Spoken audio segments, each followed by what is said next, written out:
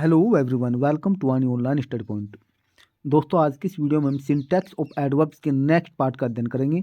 तो आइए वीडियो को अंत तक देखिए, स्किप न कीजिए।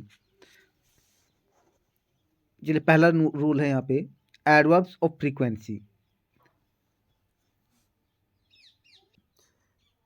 एडवर्ब ऑफ फ्रीक्वेंसी जो है वे एडवर्ब होते हैं जिनमें किसी भी कार्य के होने की संख्या या बारंबारता का बोध होता है।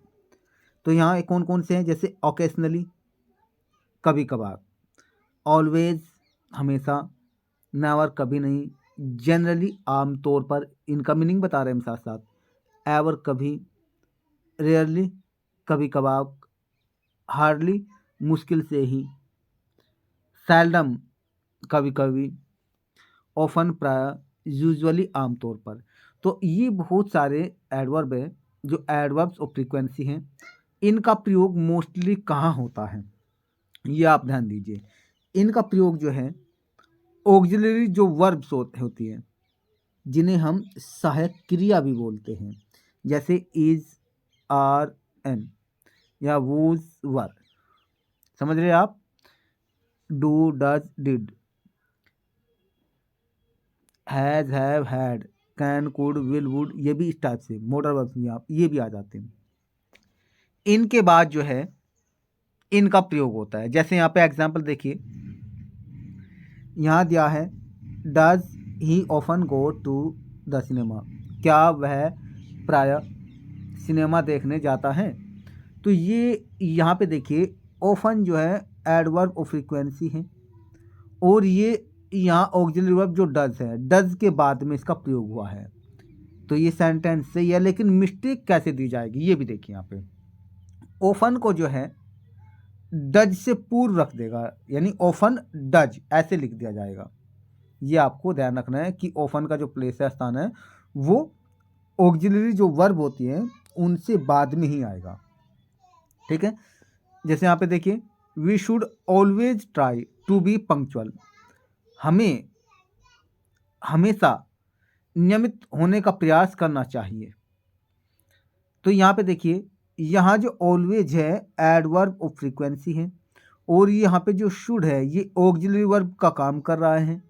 ऑक्सिलरी वर्ब जो है इसे हेल्पिंग वर्ब भी बोलते हैं, क्योंकि ये वाक्य में जो है मुख्य क्रिया के साथ प्रयुक्त होकर उसके अर्थ को पूरा करती है। ये आपको ध्यान रखना है। तो यहाँ पे ऑलवेज जो है ये हमारा ऑक्सिलरी वर्ब के बाद में आया है। ये हमारा क्या है, एडवर्ब ऑफ फ्रीक्वेंसी है। लेकिन मिस्टेक में कैसे दी जा सकती है भी देखिए आप, ऑलवेज को जो है शुड से पहले दे देता, वी ऑलवेज शुड, तो ये गलत हो जाता। नेक्स्ट है Sanoj occasionally visited his mother, Sanoj कभी कभी अपनी माँ से मिलता था। अब यहाँ पे देखिए, यहाँ ओकेशनली जो आया है यहाँ पे, इसके बाद में यहाँ क्या दिया है, विजिटेड। अब यहाँ पे हेल्पिंग वर्ब तो नहीं है, लेकिन यहाँ पे जो है आपको ये भी ध्यान रखना है, एडवर्ब ऑफ जो फ्रीक्वेंसी होते हैं ये आमतौर पर उस सेंटेंस से भी पहले प्रयोग होते हैं जहाँ किसी भी वर्ब को क्वालिफाई करता हो। यहाँ पे ओकेशनली जो है विजिटेड को क्वालिफाई कर रहा है, इसलिए ये विजिटेड से पहले ओकेशनली आया है।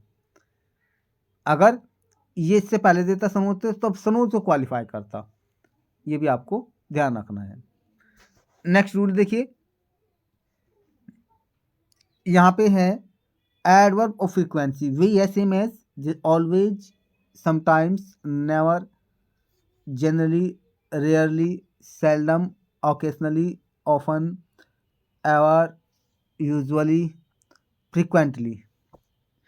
तो यहाँ पे जो है फ्रीक्वेंटली का अर्थ होता है अक्सर। ये जो एडवर्ब है ये सभी एडवर्ब ऑफ फ्रीक्वेंसी हैं, और इनका प्रयोग कहाँ होता है, वर्ब से पहले जिसे वे मॉडिफाई करते हैं, उस वर्ब से पहले इनका प्रयोग होता है जिसे वे मॉडिफाई करते हैं। ये आपको ध्यान रखना है। मॉडिफाई करना, उसकी विशेषता दर्शाना, ये भी आपको ध्यान रखना है। जैसे एग्जाम्पल है यहाँ पे, ही नेवर टोल्ड ए लाई, यहाँ पे जो नेवर वर्ड है ये वर्ब टोल्ड को मॉडिफाई कर रहा है, यानी इसकी विशेषता दर्शा रहा है यहाँ पे ये। तो ऐसी कंडीशन में आपको ध्यान रखना है, यहाँ पे एडवर्ब ऑफ फ्रीक्वेंसी है। अगर नेवर को टोल्ड के बाद लिख देते तो ये गलत हो जाता, ये आपको ध्यान रखना है। नेक्स्ट है दे समटाइम्स सपोर्ट मी, वे कभी कभी मुझे सहारा देते हैं। तो यहाँ पे समटाइम्स जो एडवर्ब है ये सपोर्ट को मॉडिफाई कर रहा है, इसलिए सेंटेंस सही है और वर्ब से पहले आया है, ये आपको ध्यान रखना है। नेक्स्ट है Radha rarely wrote to me, या तो अब यहाँ हिम दे दिया, टू मी हिम, ऐसे नहीं होगा, या तो यहाँ पे मी लिखिए या यहाँ हिम लिखिए, एक लिखा जाएगा, ठीक है, कोई एक लिख लीजिए। राधा, अब यहाँ पे रेयरली जो है यानी कभी कभार, ये जो है रोट जो वर्ब है इसे मॉडिफाई कर रहा है, इसलिए सेंटेंस सही है।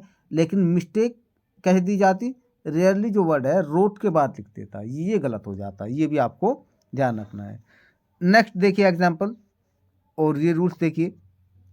और एडवर्ब्स ऑफ जो फ्रीक्वेंसी हैं जो ये आया, जैसे सून शीघ्र ही, स्टिल हमेशा, स्थिर सदैव, ऑलमोस्ट लगभग ज़्यादातर, ऑलरेडी पहले ही, हार्डली मुश्किल से, जस्ट अभी अभी, क्वाइट बिल्कुल, रैदर ऑल्सो हैं, इवन, इवन का अर्थ होता है भी। इनका जो प्रयोग है, जो ऑक्सिलरी वर्ब है, is, are am, was, were, has, have, had, समझ रहे आप, कैन, कुड, विल, वुड, ये सब ऑक्सिलरी वर्ब में ही आ जाते हैं। और जो मैन वर्ब है इनके बीच में एडवर्ब ऑफ फ्रीक्वेंसी का प्रयोग होता है, ये आपको रूल ध्यान रखना है। जैसे एग्जाम्पल के द्वारा आप अच्छे समझेंगे। देखिए एग्जाम्पल यहाँ पे है, शी हैड ऑलरेडी गॉन, यहाँ पे ऑलरेडी एडवर्ब आया है, यानी वह पहले ही जा चुकी थी, ये सेंटेंस सही है। क्यों? क्योंकि पहले ऑक्सिलरी वर्ब आ गया हैड, फिर मैन वर्ब आ गया गॉन, और इनके बीच में एडवर्ब ऑफ फ्रीक्वेंसी आ गया, तो ये सेंटेंस सही है। लेकिन मिस्टेक कैसे दी जाती, ऑलरेडी जो है गॉन के बाद देता, या फिर ऑलरेडी को हैड से पहले लिख देता, ये गलत हो जाता। नेक्स्ट जैसे कहा, I have also bought a new car, यहाँ पे जो है मैंने एक नई कार खरीदी भी है, मैंने एक नई कार खरीदी भी है। अब यहाँ खरीदी यानी एडवर्ब जो ये ऑल्सो है, यहाँ ये वर्ब बाउट, इसके लिए इसे मॉडिफाई कर रहा है यहाँ पे, ध्यान रखना।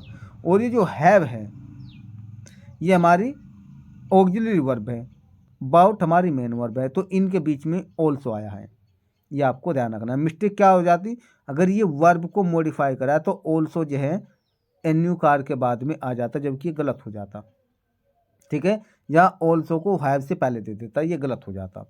नेक्स्ट है, you didn't even ask to help, आपने मदद करने के लिए भी नहीं पूछा। तो यहाँ भी, यहाँ डिड नॉट तो क्या है, ऑक्सिलरी वर्ब है यानी हेल्पिंग वर्ब हो गई, आस्क क्या है हमारी मेन वर्ब है, इन दोनों के बीच में इवन आ गया जो हमारा एडवर्ब ऑफ फ्रीक्वेंसी का है, ये आपको ध्यान रखना है। अगर मिस्टेक होती तो इवन को जो है आस्क के बाद दे देता या हेल्प के बाद में, तो ये मिस्टेक हो जाती।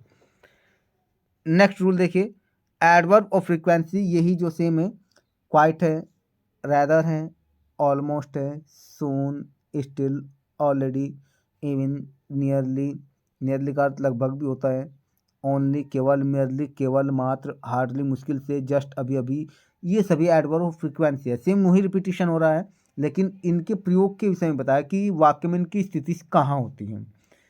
तो यहाँ देखिए, जो फाइनाइट जो वर्ब हैं, फाइनाइट वर्ब भी होती है जो वाक्य के टेंस के और सब्जेक्ट के अनुसार बदलती रहते हैं, ये भी आपको ध्यान रखना है, यानी मेन वर्ब से पहले इनका प्रयोग होता है। यहाँ देखिए कैसे,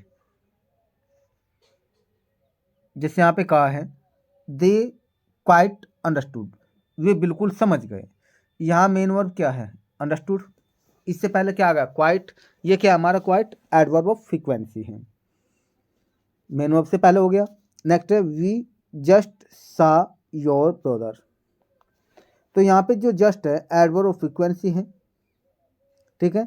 अगर गलत दिया होता, कैसे दिया होता, we saw your brother just, तब ऐसे हो जाता, लेकिन हमें यहाँ सा से मैन वर्ब से पहले लिखना है ये। नेक्स्ट देखिए, यहाँ पे कहा है she almost reached the station in time. ये जो ऑलमोस्ट है, ऑलमोस्ट का अर्थ लगभग भी होता है, ऑलमोस्ट का अर्थ है ज़्यादातर भी होता है, अधिकतर भी होता है, ये भी आपको ध्यान रखना है। तो ये हमारा रीच्ड जो मेन वर्ब है इससे पहले प्रयोग हुआ है, इसलिए सेंटेंस सही है। लेकिन मिस्टेक कैसे दी जाती, ऑलमोस्ट को जो है बाद में दे देता या रीच्ड के बाद दे देता, ये गलत हो जाता। तो इस प्रकार दोस्तों आपको एडवर्ब और फ्रीक्वेंसी में पता लग गया होगा कि कहाँ जो है एडवर्ब और फ्रीक्वेंसी की सेंटेंस में पोजीशन होनी चाहिए। अगर इनकी पोजीशन किसी वर्ब से पहले हो तो उसका अर्थ क्या होगा, और किसी नाउन से पहले हो तो उसका अर्थ क्या होगा। यानी जो एडवर्ब है, जिस भी वर्ड को क्वालिफाई कर रहे हैं, मॉडिफाई कर रहे हैं, ये आपको ध्यान रखना है, मॉडिफाई कर रहे हैं, तो वे उसी के अनुसार उनका अर्थ बदलता रहता है। यदि आप ये जानना चाहते हैं तो आप हमें कमेंट बॉक्स में ज़रूर बताएं। वीडियो को अंत तक देखने के लिए थैंक यू। फिर मिलते हैं नए वीडियो में नए कंटेंट के साथ।